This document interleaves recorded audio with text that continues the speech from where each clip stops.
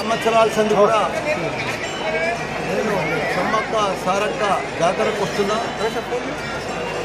ఇక్కడ వచ్చినప్పుడల్లా ఇక్కడ మొక్కితే నాకు మెడికల్ కాలేజీలో వచ్చింది.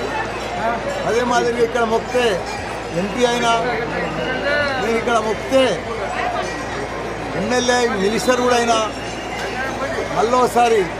మళ్ళీ కూడా ఎమ్మెల్యే అయినా అని ఆ సమ్మక్క సారక్క దేవుళ్ళకి ఇప్పుడే దర్శనం చేసుకొని వచ్చిన చాలా సంతోషం అనిపించింది.